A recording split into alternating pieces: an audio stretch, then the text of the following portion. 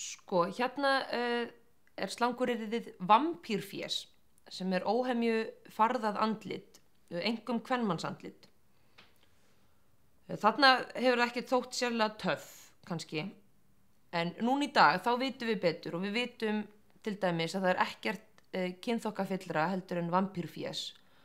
og með tilkomu sjónvarpsþátta eins og Twilight og True Blood